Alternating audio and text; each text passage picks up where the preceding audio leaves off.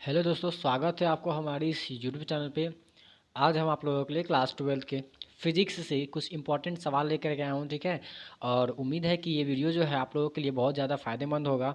और अगर ये वीडियो आप लोगों के लिए फ़ायदेमंद होता है दोस्तों, तो आपको क्या करना है, इस वीडियो को एक लाइक करना है और अपने दोस्तों के साथ ज़्यादा से ज़्यादा शेयर करना है, ठीक है। चलिए, मैं बताना चाहता हूँ कि इससे पीछे भी मैंने बहुत सारे सवाल करवाया हूँ फिजिक्स से, ठीक है। अगर आपने उस वीडियो को नहीं देखा है तो सबसे पहले उस वीडियो को देखिए, ठीक है। क्लास 12 फिजिक्स इंपॉर्टेंट सवाल करके लिखा हुआ होगा, ठीक है। आपको क्या करना है, उन सारे सवाल को देख लेना है। और देख लीजिए दोस्तों, क्या है कि अभी समय बहुत कम है, ठीक है। कम समय में आप लोग उन सारे सवाल को ज़्यादा से ज़्यादा ध्यान में रखिए जो एग्ज़ाम में आने के चांसेस ज़्यादा होते हैं, क्योंकि समय कम है। कम समय में हम सारे के सारे टॉपिक को नहीं पढ़ सकते हैं, ठीक है। तो आपको क्या करना है, उन सारी चीज़ों पे ज़्यादा ध्यान देना है जिससे एग्ज़ाम में सवाल बनता है, ठीक है। तो उम्मीद है कि जो बातें मैं बता रहा हूँ आप लोगों को समझ में आ रहा होगा, ठीक है। चलिए, मैं आप लोगों के लिए जो सवाल लेकर गया हूँ, सबसे पहले मैं वो बता देता हूँ कि ये सवाल में क्या है, किस टाइप का सवाल है और इससे एग्जाम में कौन कौन सा जो है इंपॉर्टेंट है, और मैं वो सारा का सारा बताऊँगा, ठीक है। थोड़ा सा अच्छा से देखिएगा, ठीक है। ध्यान से देखिएगा, समझ में आ जाएगा दोस्तों। चलिए देखिए, जो पहला सवाल है, फर्स्ट क्वेश्चन है दोस्तों, वो है कूलम के नियम की सीमाएं एवं दोष क्या है। मतलब कि इसका जो कूलम का जो नियम है वो उसका लिमिटेशन बताना है। तो देखिए दोस्तों, आप लोगों को पता होना चाहिए कि जो कूलम का नियम है ये केवल स्थिर आवेशों के लिए मान्य है, यानी कि मूविंग चार्ज के लिए नहीं है। जो चार्ज, अगर कोई चार्ज है वो अगर रेस्ट में है, इस प्रकार से अगर कोई चार्ज रेस्ट में है तो उसी पर क्या लगता है, कूलम का नियम लगता है, ठीक है दोस्तों। आपको ध्यान में रखना पड़ेगा कि जो कूलम का नियम है वो क्या है, सिर्फ रेस्ट चार्ज के लिए है, यानी कि मूविंग चार्ज के लिए नहीं है। जैसे कि क्या होता है, अगर चार्ज अगर गति करने लगता है, तो चार्ज अगर गति करने लगता है तो धारा बन जाता है, करंट का रूप धारण कर लेता है। इस प्रकार से हम आप लोग को ध्यान में रखना होगा कि जो कूलम का नियम है ये सिर्फ स्थिर आवेशों के लिए लगता है, यानी कि कूलम का जो नियम है, कूलम्बिक जो बल लगता है वो किसके लिए लगता है, स्थिर आवेशों के लिए लगता है, ठीक है। दूसरा इसकी लिमिटेशन है कि यह केवल बिंदु आवेशों के लिए है, यानी कि केवल पॉइंट चार्ज के लिए, बड़े चार्ज के लिए नहीं है, ये केवल केवल पॉइंट चार्ज के लिए। समझ में आया दोस्तों। चलिए आगे देखते हैं। दूसरा तीसरा है, इसका लिमिटेशन है, यह 10 के पावर -14 मीटर की दूरी के लिए मान्य है, यानी कि इतना ही डिस्टेंस, यानी कि यह केवल जो है वो 10 के पावर -14 मीटर दूरी के लिए ही मान्य है, ठीक है। चलिए अगला सवाल देखिए। अगला सवाल आप लोगों को ये एग्जाम में आता भी है दोस्तों, ठीक है। अच्छा सवाल है, विद्युतीय बल रेखाएं क्या है। क्या है दोस्तों, सवाल है विद्युतीय बल रेखाएं क्या है, इसके गुण को लिखिए, ठीक है। इस सवाल आने के चांसेस हो सकता है, ठीक है। देखिए, अगर इस प्रकार का सवाल अगर आता है तो आपको सबसे पहले एनालाइज करना पड़ेगा कि इस टाइप का सवाल जो है वो कैसे जवाब दिया जाएगा, ठीक है। देखिए, बहुत आसान सवाल है। विद्युतीय बल रेखा क्या है, तो ये एक प्रकार की एक काल्पनिक रेखा है दोस्तों। क्या है, काल्पनिक रेखा होती है। और ये क्या होता है, धनावेश से उत्पन्न होता है और ऋणावेश में क्या होता है, प्रवेश करता है। जैसे अगर अगर कोई चार्ज ऐसे रखा हुआ है, ठीक है, इस प्रकार से प्लस है और ये क्या है, माइनस है, तो प्लस से क्या होता है, ये माइनस की तरफ जाता है, प्लस से क्या होता है, माइनस की तरफ वो जाता है, ठीक है। प्लस से माइनस की तरफ जाता है, ठीक है। और ऋणावेश में क्या होता है, वो प्रवेश करता है। समझ में आया दोस्तों। तो इस प्रकार से ये जो क्या होता है, ये विद्युतीय बल रेखा होता है, ठीक है। चलिए आगे बात करते हैं। इसी को विद्युत बल रेखा कहा जाता है। इसका कुछ गुण होता है। क्या होता है दोस्तों, गुण। चलिए देखते हैं गुण के बारे में। गुण नंबर पहला है कि यह एक काल्पनिक रेखा है। एक्चुअली में ये रियल लाइन नहीं होता है, यानी कि जो इस क्या होता है, ये इमेजिनरी होता है, काल्पनिक रेखा होता है, मतलब कि सचमुच में खींचा हुआ नहीं रहता है, ये झुट्ठो वाला बात है ये, ठीक है। और ये क्या होता है, सीधी तथा वक्र दोनों हो सकता है, यानी कि ये सीधा भी हो सकता है और वक्र भी हो सकता है। कैसा हो सकता है दोस्तों, सीधा भी हो सकता है और वक्र, मतलब समझते हैं, टेढ़ा टेढ़ा मेढ़ा, ठीक है। इस प्रकार से, इस प्रकार का भी हो सकता है, ठीक है। और ये सीधा भी हो सकता है, ठीक है। चलिए आगे बात करते हैं। तो उम्मीद है कि ये दो गुण जो है आप लोगों को याद भी हो गया होगा, ठीक है।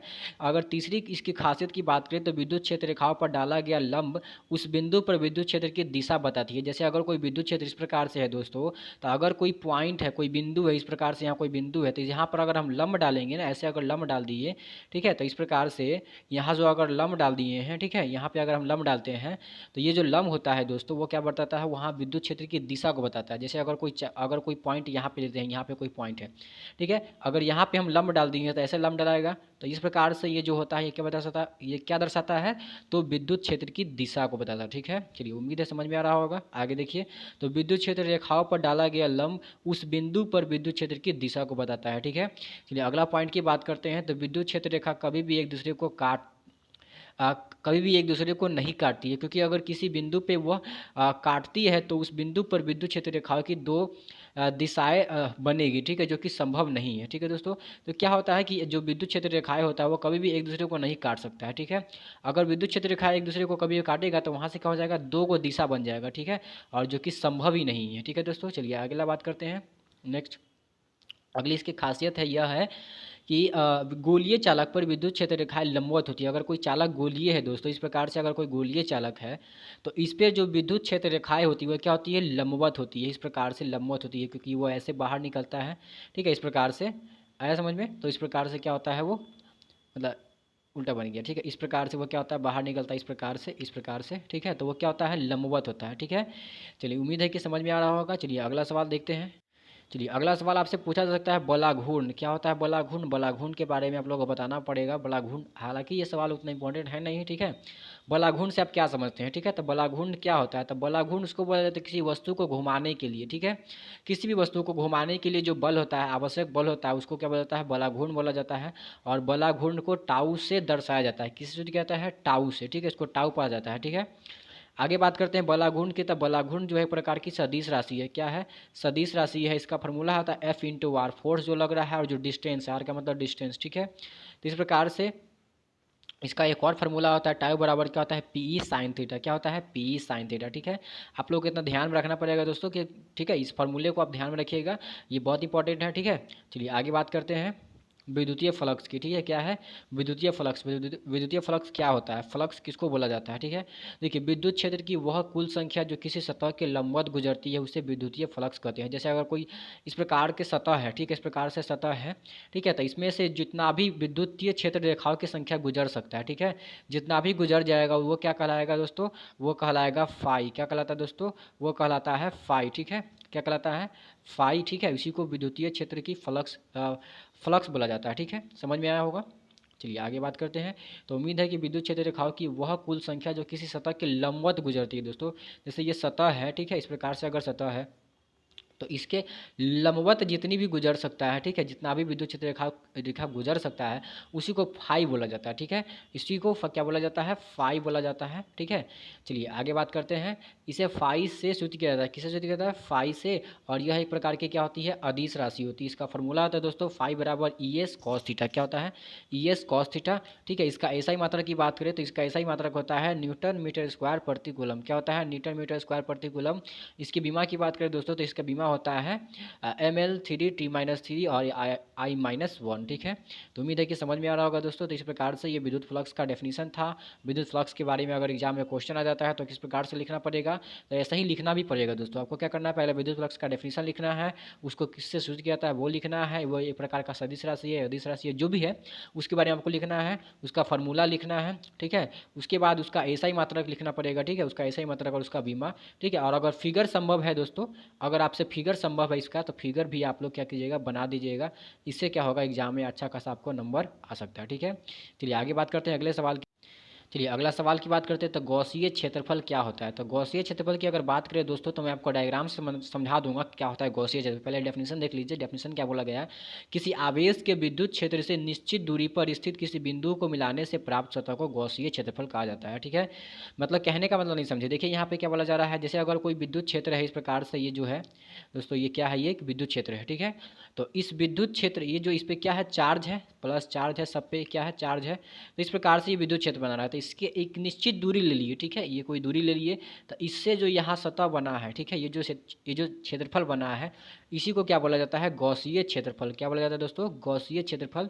यानी कि किसी आवेश के विद्युत क्षेत्र, ये जो आवेश है प्लस जो ये आवेश है, ठीक है, इस आवेश के विद्युत क्षेत्र न होगा ना कुछ विद्युत क्षेत्र होगा, चाहे ये हो चाहे ये हो, इस प्रकार से, ठीक है। तो विद्युत क्षेत्र के किसी निश्चित दूरी पर स्थित किसी बिंदु से मिलाने पर जो सतह प्राप्त होता है, कोई भी निश्चित दूरी, चाहे वो ये है, हमने ये ले लिया है, ठीक है, हमने सतह ये लिया है, ये दूरी है जो कि किससे है, तो इससे दूर है, ठीक है। तो इस प्रकार से ये जो सतह बना है दोस्तों, ये जो सतह बना है ये इस विद्युत क्षेत्र के से आर दूरी पर है, कुछ दूरी पर है ये, ठीक है। तो इस प्रकार से ये जो क्षेत्रफल बना है उसको गौसीय क्षेत्रफल बोला जाता है, ठीक है। चलिए उम्मीद है समझ में आया होगा। चलिए आगे बात करें विद्युतशीलता की। अगला क्वेश्चन है विद्युतशीलता क्या होता है। देखिए विद्युतशीलता से आप क्या समझते हैं, विद्युतशीलता क्या होता है, यानी कि किसी पदार्थ का वह गुण जिसके कारण उस पर स्थिर वैद्युत बल जो होता है, स्थिर वैद्युत बल कार्य करता है, उसको क्या बोला जाता है, विद्युतशीलता बोला जाता है, ठीक है। तो उम्मीद है समझ में आया होगा दोस्तों। चलिए आगे बात करते हैं, गॉस प्रमेय को प्रमाणित करें। ये बहुत इंपॉर्टेंट सवाल है दोस्तों, इसे एग्जाम में आता भी है और बहुत इंपॉर्टेंट है, ठीक है। बहुत आसान भी है, आप लोगों को समझ में आ जाएगा बहुत आसानी से, ठीक है। चलिए अगर आपसे सवाल पूछा जाएगा गॉस प्रमेय को प्रमाणित करें, यानी कि गॉस थ्योरम जो है वो उसको प्रमाणित करने के लिए आप लोग कैसे करिएगा, ठीक है। चलिए सबसे पहले जान लेते हैं गॉसीय थ्योरम क्या होता है, यानी कि गॉस का प्रमेय क्या था। देखिए दोस्तों, अगर कोई सतह है, इस प्रकार से सतह है, तो उसके अंदर जितने भी आवेश है, ठीक है, तो उसका आवेश का 1/ε0 गुना होता है, ठीक है। क्या होता है, देखिए डेफिनेशन लिखा हुआ है कि किसी बंद सतह के लिए विद्युत फ्लक्स ने बताया है फाई, ठीक है, फाई ई से दर्शाया जाता है इसको। तो विद्युत फ्लक्स का जो मान होता है उसके कुल आवेश का, उसके अंदर जितने भी कुल आवेश है उसका 1/ε0 गुना होता है, ठीक है। इसी को क्या बोला जाता है, इसी को बोला जाता है गॉस प्रमेय, ठीक है। चलिए अगर बात करें इसका, इस थोड़ा सा स्टेटमेंट को हम मैथमेटिकली कैसे लिख सकते हैं, तो ऐसे लिख सकते हैं फाई बराबर 1/ε0 इंटू क्यू, ठीक है। यानी कि इसको गुना करेंगे तो क्या हो जाएगा, Q/ε0, ठीक है।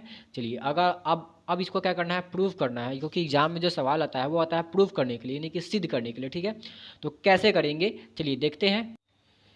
चलिए देखिए, अगर आपको एग्जाम में सवाल आ जाएगा गॉस थ्योरम को प्रूव कीजिए, तो गॉस थ्योरम को प्रूव कैसे कर सकते हैं, इसके लिए आप लोगों को कुछ डायग्राम्स है उसको समझ। चलिए बात करते हैं। सबसे पहले मैं आप लोगों को कुछ चीज़ें बताऊँगा, उसको आप ध्यान से समझिएगा, ठीक है। चलिए देखिए, अगर हम बात करें दोस्तों कि अगर कोई चार्ज यहाँ पे रखा हुआ है, ठीक है, इसके सेंटर में यहाँ पे कोई चार्ज है क्यू, ठीक है, यहाँ पे चार्ज रखा हुआ है, ठीक है।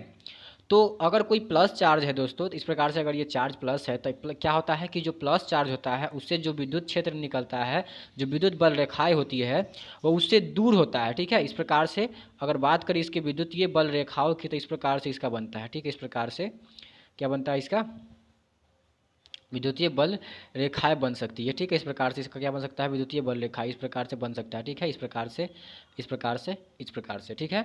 चलिए अगर बात करें इसमें एक कंसेप्ट है क्षेत्रफल सदिश, ठीक है। क्षेत्रफल सदिश क्या होता है, तो क्षेत्रफल के जो लंबवत होता है ना, जैसे कि यहाँ पे हम छोटा सा क्षेत्रफल लेते हैं, ठीक है, ये जो क्षेत्रफल लिए हैं यहाँ पे, ठीक है, तो इसके जो लंबवत है ना, इसके जो लंबवत है इसी को बोला जाता है क्या, क्षेत्रफल सदिश, ठीक है।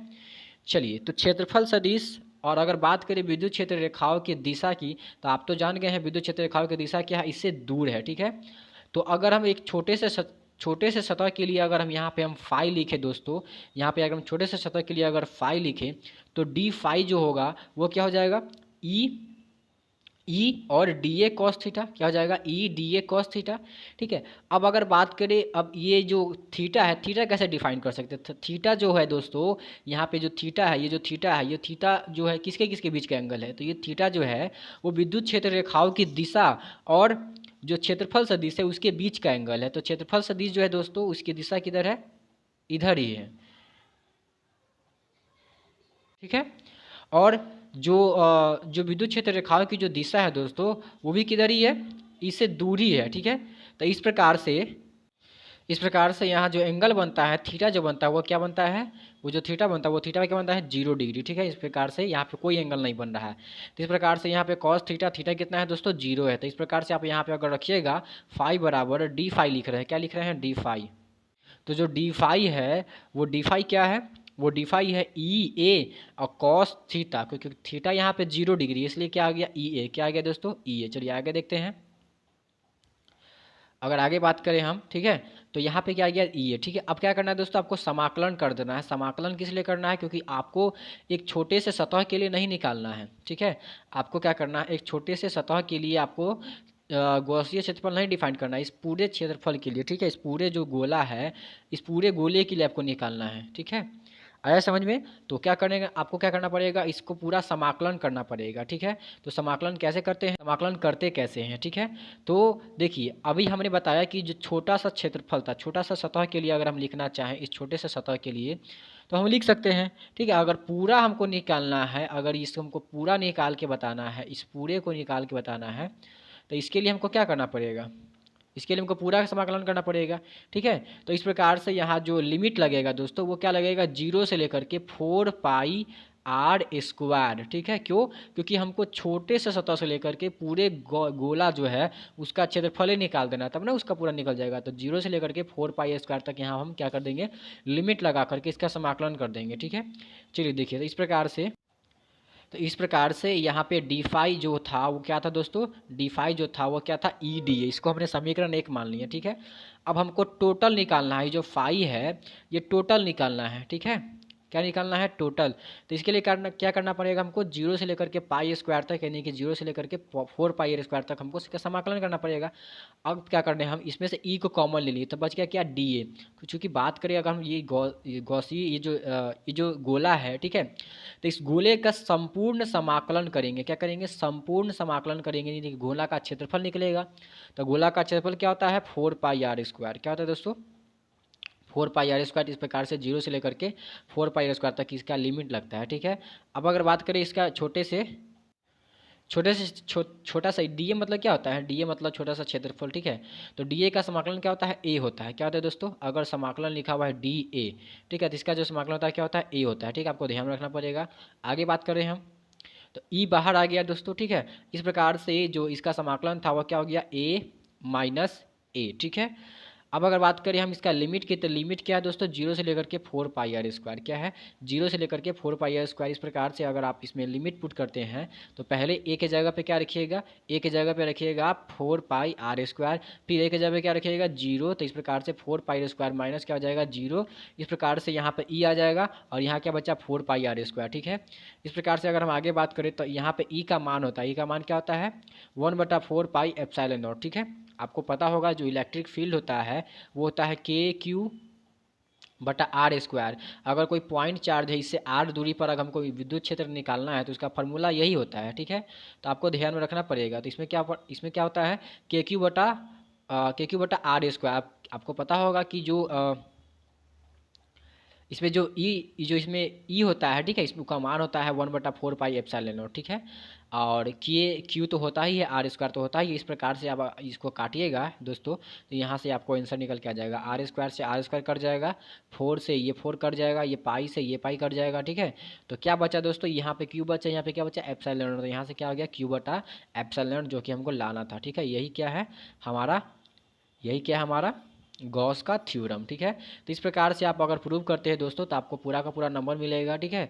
और उम्मीद करना है कि मतलब आपको ज़्यादा तो कोशिश करना है कि आप डायग्राम बनाएं, ठीक है। डायग्राम बनाइएगा इस प्रकार से। अगर आप डायग्राम बनाइएगा तो आपको वो जो कॉपी होगा वो कॉपी का प्रेजेंटेशन अच्छा रहेगा, ठीक है। तो इस प्रकार से आप डायग्राम बना करके तब क्या कीजिएगा, आप इसको थोड़ा सा सॉल्व कीजिएगा, ठीक है।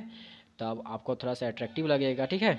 तो उम्मीद है आपको लोगों को थोड़ा सा समझ में आया होगा, ठीक है। तो आपको क्या करना है, अगर ये पूरा वीडियो समझ में आया है दोस्तों तो आगे लाइक कर दीजिए और कमेंट बॉक्स में ये जरूर बताइए कि आपको ये वीडियो कैसा लगा, तब ना हम आगे बनाएंगे और वीडियो, ठीक है। तो आपको क्या करना है, इस वीडियो को लाइक कर देना है, अपने दोस्तों के साथ ज़्यादा शेयर कीजिए। चैनल पर पहली बार आए हैं तो इस चैनल को सब्सक्राइब कीजिए, ठीक है। फिर मिलते हैं अगले वीडियो में, तब तक के लिए जय हिंद।